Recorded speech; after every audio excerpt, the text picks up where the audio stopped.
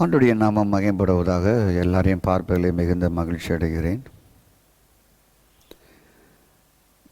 தேவன் செயலாற்றுகிறார். தேவன் ஆவியாக இருக்கிறார். அவரை தொழுது கொள்கிறவர்கள் ஆவியோடும் உண்மையோடும் தொழுது கொள்ள வேண்டும். கர்த்தருக்கு ஸ்தோத்திரம். கலாத்தியர் 3ஆம் அதிகாரம் 5ஆம் வசனம் என்ன சொல்கிறது என்றால், அன்றே உங்களுக்கு ஆவியை அளித்து உங்களுக்குள்ளே அற்புதங்களை செய்கிறவர், அதை நியாயப்பிரமாணத்தின் கிரியைகளினாலேயோ விசுவாச கேள்வினாலேயோ எதினால் செய்கிறார். இது முற்காலத்தில் நம்முடைய வேதாகமம் மொழிபெயர்க்கப்பட்ட ஒரு வேதாகமம். அன்றைய காலங்களில் இந்த தமிழ் வாக்கியங்கள் உள்ளவர்களுக்கு அது புரியும். ஆனால் இன்றைய காலங்களில் தமிழ் வாக்கியங்கள் அதை வாசிக்கும் பொழுது 3-5 வாசிக்கும் பொழுது புரிவதற்கு கொஞ்சம் சிரமமாகும். விசுவாசிகளுக்கு மட்டுமல்ல, ஊழியர்களுக்குமே. நான் ஆரம்ப நாட்களில் புதிய மொழிபெயர்ப்புடைய ப்ராட்டஸ்டாண்ட் போட்ட பைபிள் தான், பைபிளே ப்ராட்டஸ்டாண்ட் தான் பிரிண்ட் பண்ணுறாங்க, பைபிள் சொசைட்டி. அவங்க வெளியிட்ட ஒரு புதிய மொழிபெயர்ப்பு, புதிய ஏற்பாடு, ஒரு 50 காசு, ஒரு பெரிய மொழிபெயர்ப்பு. அதை வாங்கி படிச்சுக்க, ஐயோ அதெல்லாம் துருபதேசம், அதெல்லாம் படிக்கக்கூடாது அப்படின்னாங்க. ஏன்னா அதில் செந்தமிழில் இருந்தது, புரியும் தமிழில் இருந்தது. ஆனால் மக்களுக்கு என்ன கண்ணோட்டம் என்றால், அதெல்லாம் தவறு என்று சொல்லி அப்படி நம்மளை போதித்து பார்க்க வைத்து விட்டார்கள். நான் ஆங்கிலத்தில் பல நூற்றுக்கணக்கான மொழிபெயர்ப்புகள் இருக்கிறது. அவங்களுக்கு அந்த பிரச்சனை இல்லை, தமிழர்களுக்கு தான் இந்த பிரச்சனை. உடனே அது ஒரு எழுத்தாய்களும் எழுத்தின் உறுப்பாய்களும் அதை குறைக்கக்கூடாது, கர்த்தர் சபிப்பார் அப்படின்றவங்க.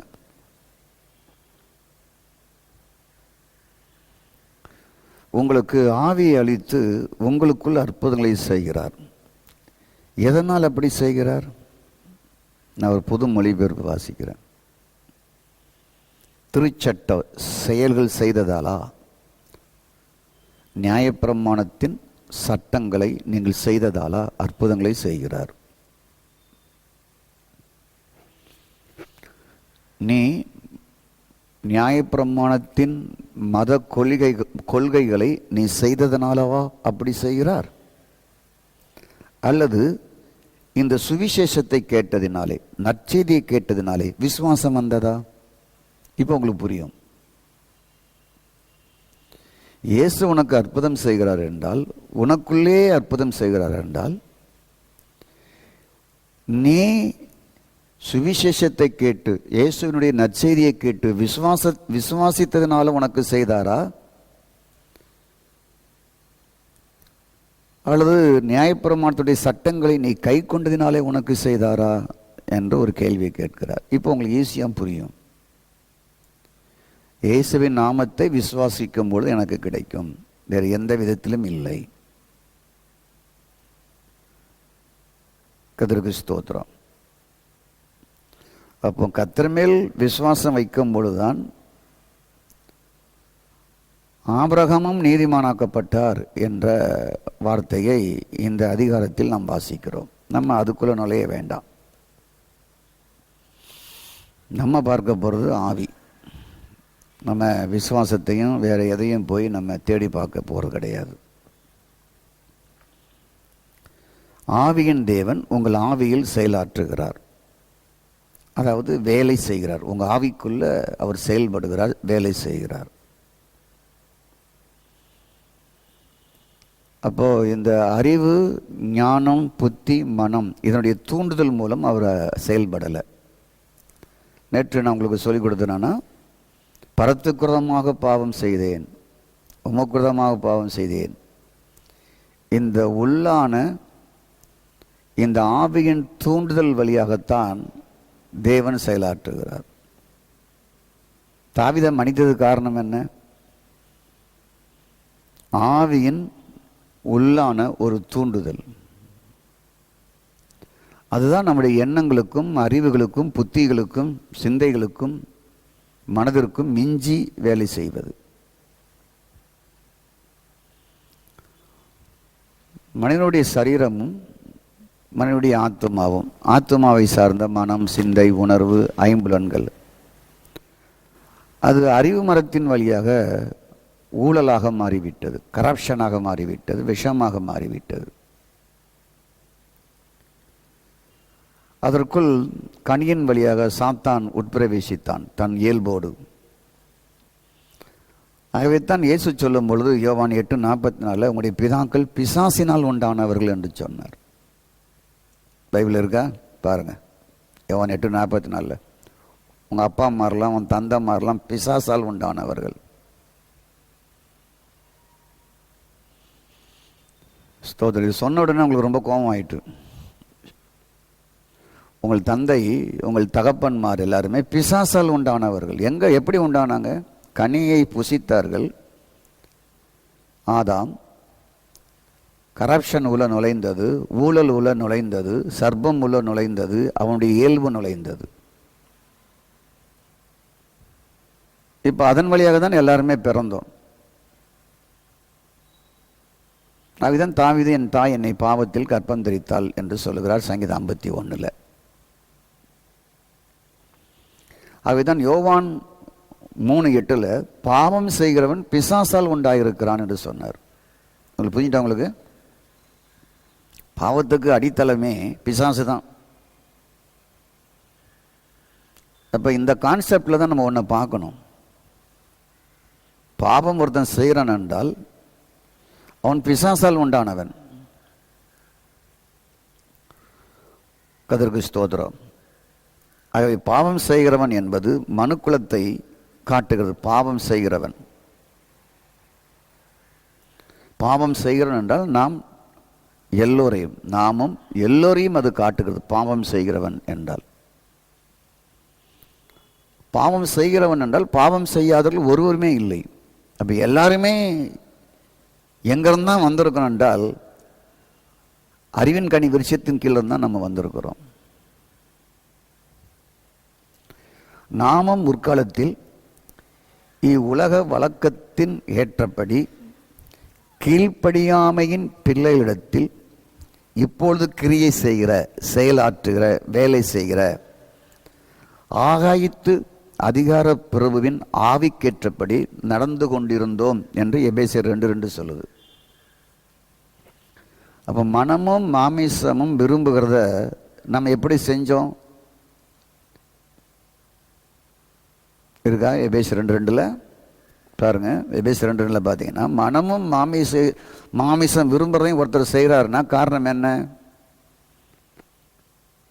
மனமும் மாமிசத்தின்படி ஒருவர் செய்கிறார் என்றால், ஒன்றை விரும்புகிறார் என்றால், தவறை செய்கிறார் என்றால், பாவத்தை செய்கிறார் என்றால் காரணம் என்ன? ஸ்தோத்திரம். அவனுக்குள்ள என்ன இருக்குன்னு வேதம் சொல்லுது? ஆகாயத்து பிரபு அவனுடைய ஆவி உள்ள இருக்குங்குது. அந்த ஆவி எப்படி உள்ள போச்சு? அந்த ஆவி எப்படி உள்ள போனது என்றால் அறிவு மரத்தின் கனி வழியாக உள்ளே போனது. அப்போ ஒவ்வொருவரும் மனதும் மாமிசத்தின்படி இந்த உலகத்தில் செய்கிறாங்க. அதான் அந்த உலகம் உள்ள சீர்கேடாக இருக்கு. இப்போ அவங்களுக்கு தேவை என்ன? கிறிஸ்துவின் ஆவி அவங்களுக்குள்ள போனால் அவங்க மாறுவாங்க, இல்லாட்டா மாற மாட்டாங்க. ஏன்? இன்னொரு ஆவி அங்கே உள்ள இருக்கு. அப்போ ஒரு மனுஷனுக்குள், எந்த மனுஷனாக இருந்தாலும் நாம இருந்தாலும், மனம் திரும்புவதற்கு முன்பாக நமது ஆத்மா சார்ந்த அனைத்துக்குள்ளையும் சாத்தான் நுழைந்தான். அதான் அவன் ஆவிக்கேற்றபடி நீங்கள் நடந்தீர்கள், மனசும் மாமிசமும் விரும்புகிறபடி அவன் ஆவிக்கேற்றபடி நடந்தீர்கள். இந்த உலகத்தில் பிறக்கிற எவராக இருந்தாலும் அவனுடைய ஆத்மா சார்ந்த ஐம்புலங்களுக்குள் சாத்தான் நுழைந்தான். அவன் ஆவியாக உள்ள நுழைந்தான் என்பதை நீங்கள் அறிய வேண்டும். ஸ்தோத்திரம். அப்போ சரீரம், ஆத்துமா, ஆவி படைத்த நோக்கம் உண்டு. சரீரத்தை ஏன் படைத்தார் என்று நான் சொல்லிவிட்டேன் ஏற்கனவே. சரீரம் நாம் காண்கிற உலகில் வாழ்வதற்கு, சரிதானா? ஆத்துமா மூலம் எண்ணம், மனம், அறிவு, புத்தி, உணர்வு மூலமாக இந்த சரீரத்தை வழிநடத்துவதற்கு. ஆகவே இந்த ஆத்துமாவுக்குள் சாத்தான் அறிவு மரத்தின் கண்ணி வழியாக நுழைந்தபடியால் சரீரத்தை பாவ மாமிச சாயலாக மாற்றினான். ரோமர் 8:3. போன ஞாயிற்றுக்கிழமை சொன்னேன். 6:5, 6:3 ஆதியாகமம். மனிதன் மாமிசமாக மாறினான்.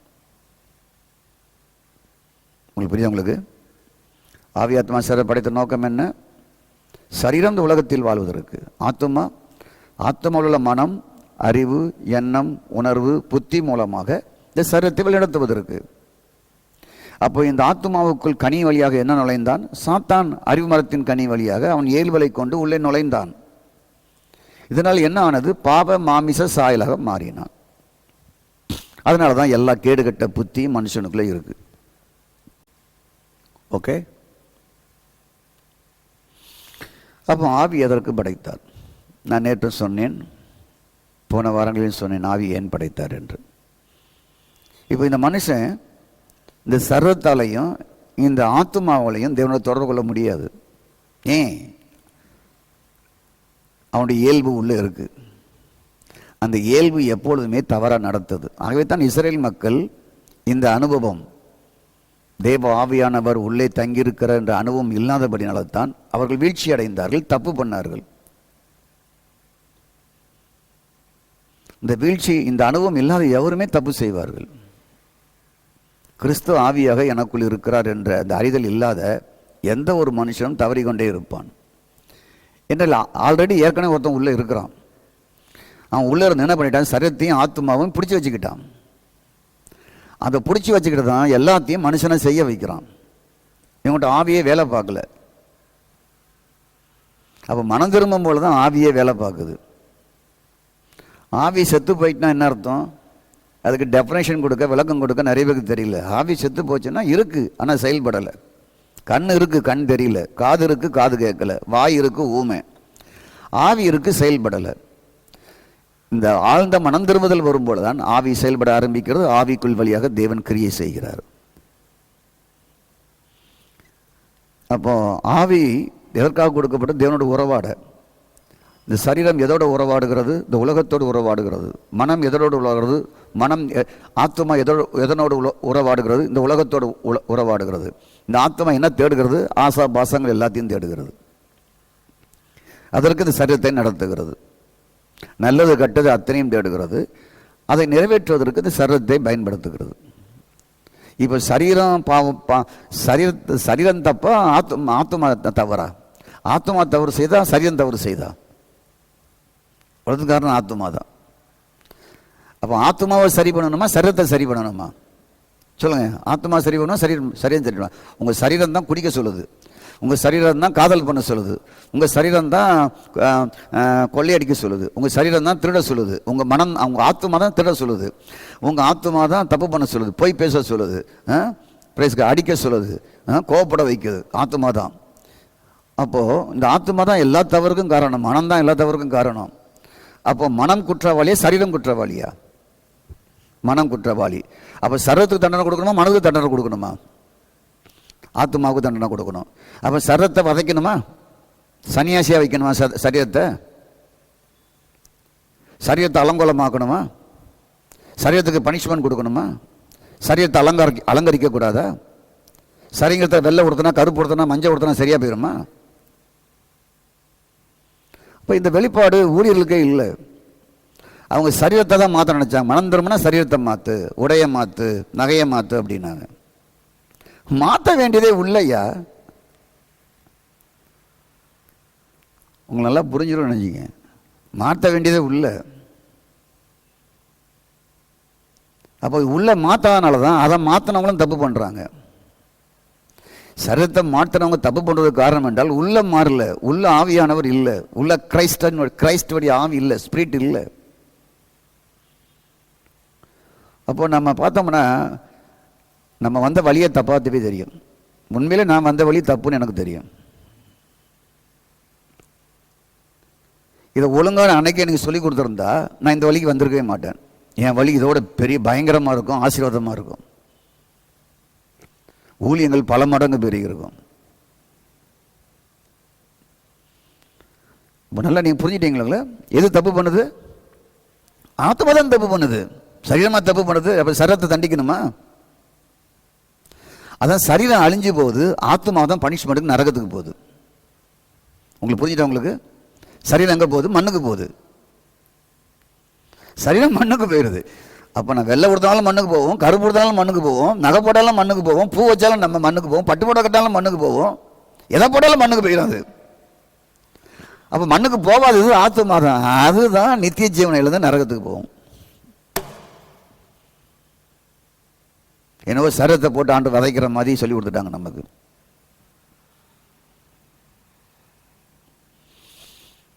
அப்போ ஆவி தேவனோட உறவாக இருப்பதற்கு நமக்கு படைக்கப்பட்டது. இப்போ இந்த ஆவி தேவனோட உறவாக இருந்தால் மனதை சரிப்படுத்திடலாம். உங்களுக்கு புரிஞ்சுட்டு? உங்களுக்கு ஆவி தேவனோட உறவாக இருந்தால் மனதை சரிப்படுத்திடலாம். ஆவி தேவனோட உறவாக இல்லாட்டால் மனதை சரிப்படுத்த முடியாது. அப்போ தான் ஆவியின்படி நடக்கிறவர்கள் எவர்களோ அவர்கள் தேவனுடைய புத்திரர்கள். ரோமர் 8:14. அப்போ எதற்கு இந்த ஆவியில் ஆவியானவர் செயலாற்றுகிறார் என்றால், ஆவியின்படி இந்த உலகத்தில் மனதை கொண்டு சரீரத்தை இயக்குவதற்கு. ரோமர் 8:14 பாருங்க, இருக்கும் பாருங்க. ஆவியின்படி நடத்தப்படுகிற எவர்களோ, ரோமர் 8:14.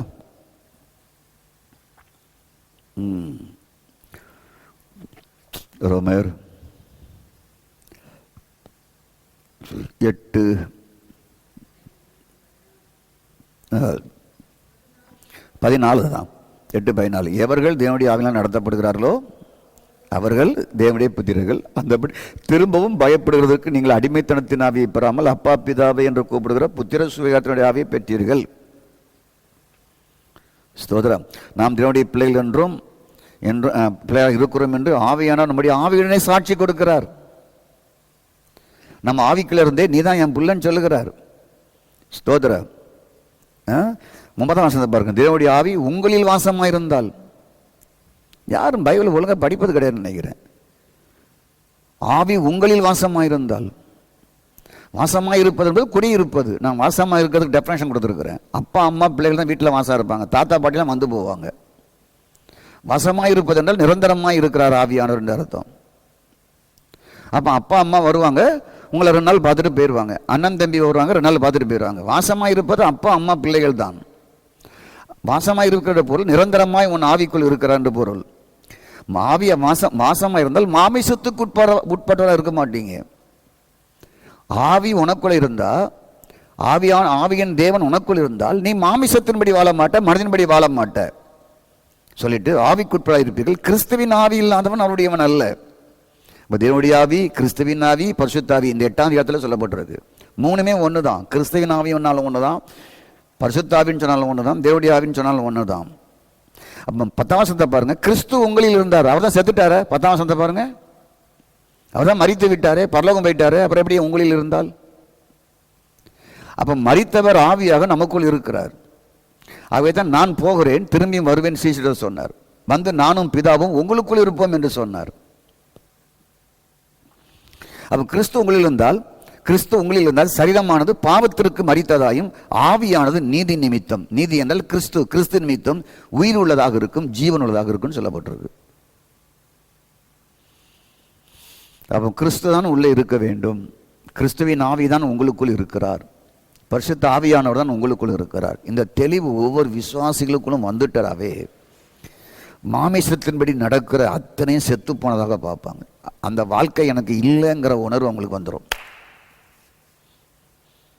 அதனால தான் இந்த சீக்ரெட் ஆஃப் ஹியூமன் ஸ்பிரிட் என்ற இந்த தொடர் செய்தியை நான் தொடர்ந்து கொடுத்துக்கிட்டு வரேன். அப்போ ஆவியின் தேவனோடு உங்கள் ஆவியில் உறவாக இருப்பதற்கு, ஆவியின் படி நடப்பதற்கு, இந்த மாமிச சரத்தை நடத்துவதற்கு, இந்த மாமிச மனதை நடத்துவதற்கு, சிந்தையை நடத்துவதற்கு, உணர்வை நடத்துவதற்கு, ஐம்புலங்களை நடத்துவதற்கு, உங்கள் சரத்தை நடத்துவதற்கு ஆவியின் தேவன் உள்ளே இருந்து, கிறிஸ்துவின் ஆவி உள்ளே இருந்து, தேவனுடைய ஆவி உள்ளே இருந்து உங்களை நடத்தும் பொழுதுதான் நீங்கள் தேவனுடைய பிள்ளைகள்.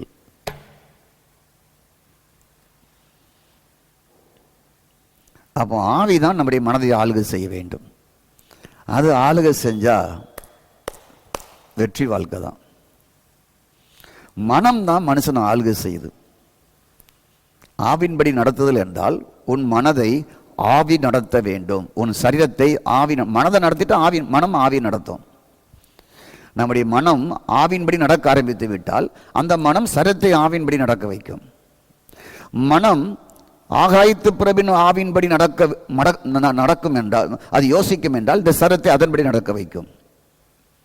எபேசியர் 2:2 ஆகாயத்து பிரபு அதிகார பிரபுவின் ஆவிக்கேற்றபடி நடந்து கொண்டீர்கள், மனமும் மாமிசத்தின் விருப்பப்படி செய்தீர்கள். அப்போ அந்த ஆவி மனதை இயக்கும் என்றால் இந்த சரீரம் அதன்படி தான் இயங்கும். அப்போ கிறிஸ்துவின் ஆவி உங்களுக்குள் இருந்து அவர் நடத்துவார் என்றால், பிரைஸ் காட், உங்கள் மனம் அந்த கிறிஸ்துவின் ஆவியின் கீழ் நடத்தப்பட்டு கிறிஸ்துவின் சிந்தையாக மாறி மனம், ஸ்தோத்திரம், இந்த சரீரத்தை நடத்துவதற்கு இலகுவாக மாறும். அப்போ தேவன் உங்களுக்குள்ளும் தான் செயல்படுகிறார் தவிர வேறு எங்கே இருந்து செயல்படுகிறார் அல்ல. சட்டத்தின்படியும் நியாய பிரமாணத்தின்படியும் அவர் செயலாற்றுகிறார் அல்லவே அல்ல. அதுதான் பவுல் கலாத்தியர் 3:5 சொல்லுகிறார். நீ இயேசுவை விசுவாசித்ததினாலையா அல்லது சட்ட பிரமாணங்களை நீ கை கொண்டதினாலையா அவர் கேட்கிறார். அவர் உனக்குள்ள அற்புதம் செய்வது என்று கேட்கிறார். What problem? ஃபேமிலிக்குள்ள, லைஃப்பில், தனிப்பட்ட மனுஷனுக்குள்ள, ஒரு யூத்துக்குள்ள வாட் ப்ராப்ளம்? ஏன் அது மேலே அவங்க ஈர்க்கப்படுறாங்க? ஒரு விதமான ஈர்ப்பு ஏன் இந்த உலகத்தில் இருக்குது? அவங்க ஞானஸ்தானம் பெற்றுட்டாங்க, கம்யூனியன் எடுக்கிறாங்க, ரெட் சபைக்குள்ளே வராங்க, ஏன் அவங்களுக்கு ஒரு விதமான ஈர்ப்பு வேற பக்கமாக இருக்குது? சொல்லட்டுமா? ரட்சிக்கப்பட்டும் மனதின்படி ஆளுகை செய்யப்படுகிறார்கள். மீண்டும் ஆகாயத்து பிரபுவாகிய அவன் ஆவிக்கேற்றபடி மனமும் மாமிசமும் நடக்கிறது. இதை மாதிரி நிறைய கிறிஸ்தவங்க உலகத்தில் இருக்கிறாங்க. ஏன்னா அவங்களுக்கு டீப்பாக சொல்லி கொடுக்கல. இதை ஒரு 300 பேர் 500 பேர் அவங்க கேட்க வேண்டிய வார்த்தை. கேட்க ஆள் இல்லையே. சொல்லுங்க பார்க்கலாம். 1000 பேர் கேட்க வேண்டிய வார்த்தை உங்களுக்கு நான் சொல்கிறேன்.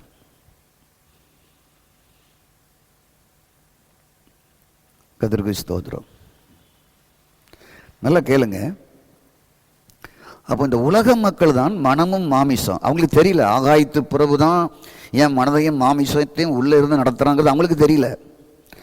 ஆனால் உலக மக்களைப் போலவே கிறிஸ்தவங்களுக்கும் தெரியல. நான் என் மனமும் மாமிசத்தின்படி நான் நடக்கிறேன், அவன் ஆவிதான் என்னை நடத்துதுன்னு சொல்லி ரட்சியப்பட்டு ஞானஸ்நானம் எடுத்த கம்யூனி எடுத்த மக்களுக்கும் தெரியல. அதுதான் வீடு குழப்பம், சபை குழப்பம், லீடர்ஸ்கள் குழப்பம், ஜெபம் பண்ணுறவங்க குழப்பம், ஊழியம் செய்கிறவங்க குழப்பம், வாழ்க்கையில் எல்லாத்துலேயுமே குழப்பம் காரணமே அதுதான். நான் கடந்த ஒரு 10 வருஷத்துல எல்லா ஸ்தாபனத்திலையுமே போதர்களே ரொம்ப வீழ்ச்சி அடைகிறாங்க.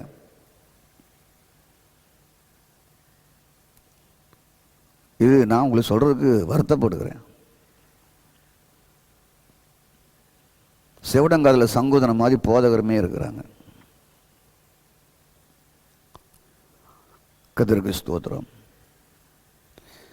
அப்போ உலக மனுஷனுக்குள்ளேயும் ஊழல் இருக்கு, கிறிஸ்தவங்கிட்டையும் ஊழல் இருக்கு. ஊழியர்கிட்டையும் ஊழல் இருந்தா, ஒரு லீடர்ஸ்கிட்டையும் ஊழல் இருந்தா,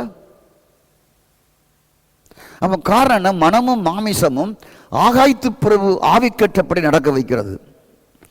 அப்போ இந்த ரட்சிக்கப்பட்டது, மனம் திரும்பினது, பசுத்தாவி பெற்றிருக்கிறதெல்லாம் ஒரு வேடிக்கையான இல்லாத ஒரு விஷயமாக, ஏமாற்றும் விஷயமாக மக்களுக்கு மாறிவிட்டது.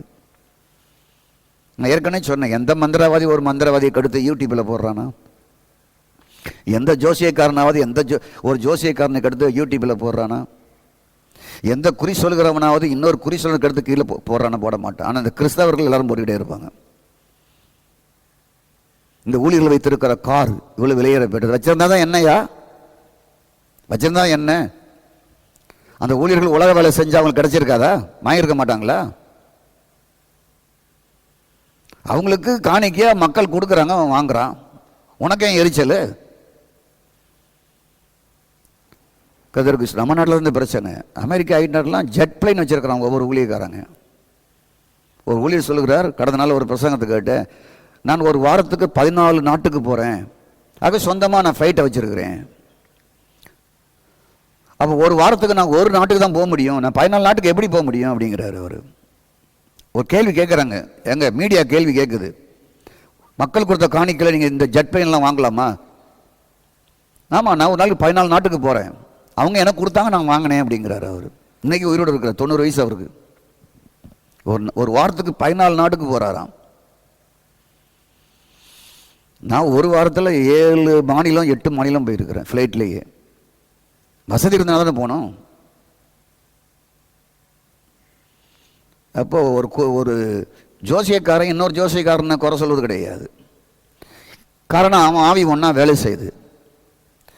அதே ஆவி பிரைஸ் காட் என்ன நம்ம என்ன பார்க்குறோம் என்றால், மனதால் தான் கிறிஸ்தவர்கள் நடத்தப்படுகிறார்கள், சர்வத்தால் தான் கிறிஸ்தவர்கள் நடத்தப்படுகிறார்கள். உலகம் ஊழலாக இருக்குது, ஆமாம், இங்கேயும் ஊழல் இருக்கு. உலகம் பொய் சொல்லுவது, இங்கேயும் பொய் சொல்லுது. உலகம் விபச்சாரம் பண்ணது, அது இங்கேயும் இருக்குது. அதை பண்ணிக்கிட்டு நல்லா பாட்டு பாடுது, இங்கேயும் பாட்டு பாடுது. என்ன ஆச்சரியமா இருக்கு பார்த்தீங்களா?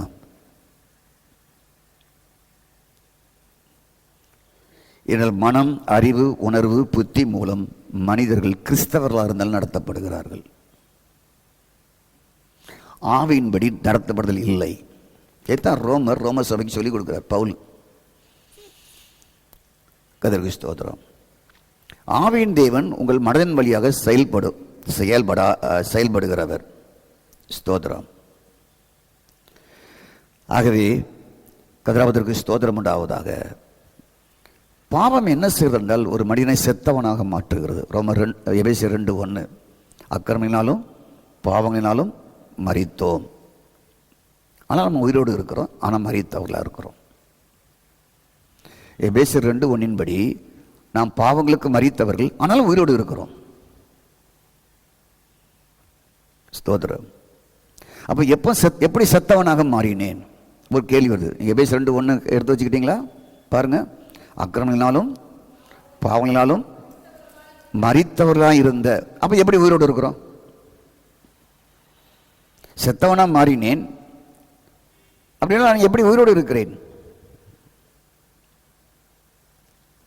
சொல்லட்டுமா? எங்கள் குடும்பத்தில் ஒருவருக்கு ஒரு வியாதி.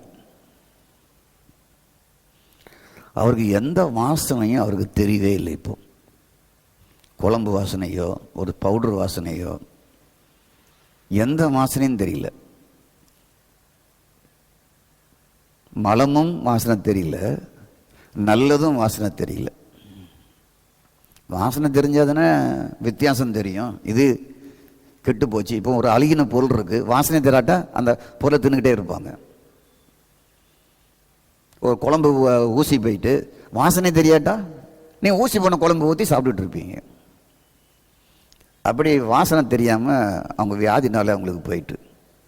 நாக்கு இருக்கா அவங்களுக்கு? இருக்கு. மூக்கு இருக்கா? மூக்கு இருக்கு, ஆனால் செயல்பாடுகள் இல்லை.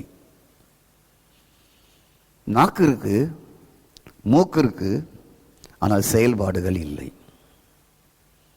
முகரும் வாசனை இல்லை, சுவைக்கும் நாவு இல்லை, ஆனால் உயிரோடு தான் இருக்கிறார்கள்.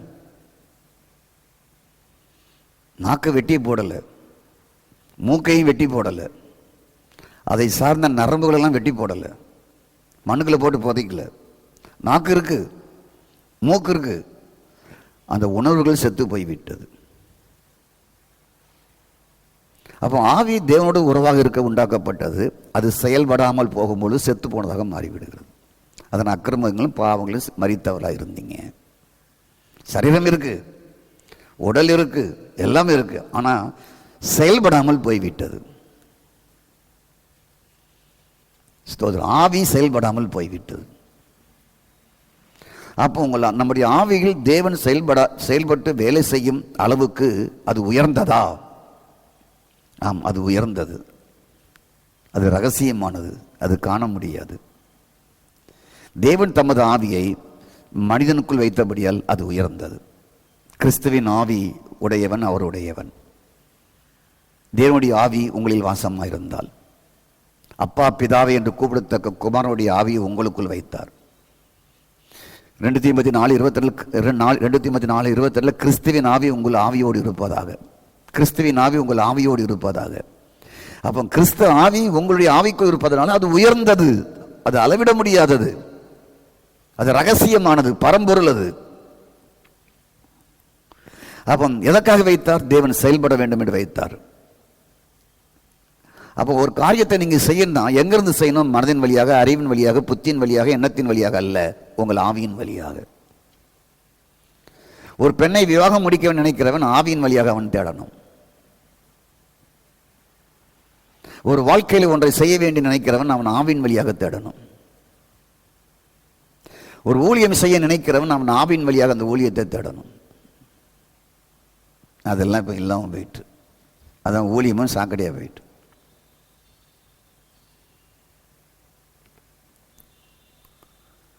கதிராபதற்கு ஸ்தோத்திரம். உங்கள் ஆவி எங்கே இருக்குது? உங்கள் உட்பகுதியில் இருக்கிறது, ஆனால் காண முடியாது. அப்போ உங்களுக்குள் உங்கள் ஆவி வைத்த பிரதான நோக்கம் என்ன? ஸ்தோத்திரம். உங்கள் சரீரத்தின் காரியத்தையும் உங்கள் மனம், அறிவு, புத்தி, சிந்தை போன்ற காரியத்திற்கு மட்டுமல்ல, தேவனோடு இணைந்திருப்பதற்கும் தேவன் உங்களுக்குள் இருந்து செயலாற்றுவதற்கும் உட்பகுதியில் வைக்கப்பட்டு இருக்கிறது. வெறும் உடல் சார்ந்த, மனம் சார்ந்த, அறிவு சார்ந்த காரியங்களை மட்டுமல்லாமல் உங்கள் ஆவி உட்பகுதியில் வைத்த நோக்கம் உங்கள் ஆவியில் அவர் குடியிருந்து செயலாற்றுவதற்காகவே வைக்கப்பட்டு இருக்கிறது. அவர் ஆவியிலிருந்து தான் செயலாற்றுகிறார். சொல்லி முடிக்கிறேன், டைம் ஆகி போயிட்டு. நான் 1/2 hour தான் பேசுவேன். தம்பி அப்போதே கை காமிச்சிட்டாங்க. எடுத்துங்க எபேசியர் 2ஆம் அதிகாரம் பாருங்கள். நீங்கள் வசனங்களை பாருங்கள். எபேசியர் 2ஆம் அதிகாரம் 19ஆம் வசனத்தை பாருங்கள்.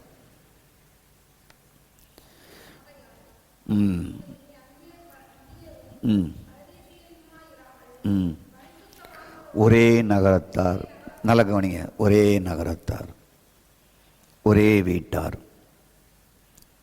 அடுத்தபடியாக 20ஆம் வசனத்தில் ஒரே கட்டடம், அவர் மேல் கட்டப்பட்டவர்களாக இருக்கிறீர்கள். ஒரே கட்டடம். 21ஆம் வசனத்தை பாருங்க, மாளிகை. 21ஆம் வசனத்தை பாருங்க, ஆலயம். 22ஆம் வசனம் பாருங்க, வாசஸ்தலம். உங்கள் ஆவியை மாளிகையாக, வீடாக, நகரமாக, ஆலயமாக, வாசஸ்தலமாக மாற்றுவதற்காகவே உங்கள் ஆவியிலிருந்து அவர் செயலாற்றுகிறார். உங்கள் வாழ்க்கையை ஆவியிலிருந்து ஏன் அவர் செயலாற்றுகிறார் என்றால், உங்களை ஒரு மாளிகையாக மாற்றணும், உங்களை ஒரு ஆலயமாக மாற்றணும், உங்களை ஒரு வீடாக மாற்றணும், ஒரு நகரமாக மாற்றணும். உள்ளே இருந்து அவர் செயல்படுகிறார். கதிருக்கு அப்போது ஸ்தோத்திரம், உங்கள் ஆவியின் வழியாகத்தான் அவர் வேலை செய்கிறார். எதுக்காக வேலை செய்கிறார்? உங்களை ஒரு மாளிகையாக மாற்றணும், ஒரு ஆலயமாக மாற்றணும், ஒரு வீடாக மாற்றணும், ஒரு கட்டப்பட்ட ஒரு பேராலயமாக உங்களை மாற்றணும். எல்லாம் கல்லுள்ள கட்டிடங்களில் ஒரு வாசம் பண்ணுவதில்லை. நீங்களே தேவனாலயம், உங்களுக்குள்ளே அவர் வாசம் பண்ணுகிறார். அப்போ தேவன் எங்கே இருக்கிறார்? உங்களுக்குள் இருக்கிறார். எங்கேருந்து செயல்படுகிறார்? உங்களுக்குள்ளிருந்தே செயல்படுகிறார், வேறு எங்கேயுமே இல்லை. ஓகே, ஸ்தோத்திரம். அப்போ அந்த செயலாற்றுவதற்காகத்தான் இந்த ஆவி இருக்கிறது. உங்கள் வீட்டுக்குள்ளே, உங்கள் வீட்டில் எத்தனை பேர் இருக்கிறார்களோ அவர்களுக்குள்ளெல்லாம் ஆவியான் இருந்து செயலாற்றும் பொழுது குடும்பமே பர்னிஸாக இருக்கும், பெஸ்ட்டாக இருக்கும், உயர்வாக இருக்கும். மாளிகையாய் கட்டி எழுப்பப்படுவோம், கட்டடமாய் கட்டி எழுப்பப்படுவோம், ஒரு நகரம் போல மாறுவோம், ஒரு பெரிய நகரம் போல மாறுவோம். அப்போ எவ்வளோ பெரிய பெஸ்ட் லைஃப்பை இந்த புதிய ஏற்பாட்டில் வைத்திருக்கிறார். கண்ணே திறக்கப்படலை அநேகருக்கு. அந்த உங்களுக்கு நன்றி. ஜெபம் பண்ணுவோம்.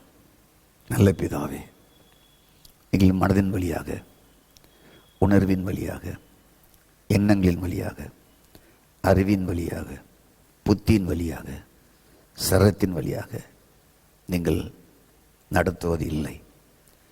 எங்கள் ஆவியில் செயலாற்றுகிறீர்.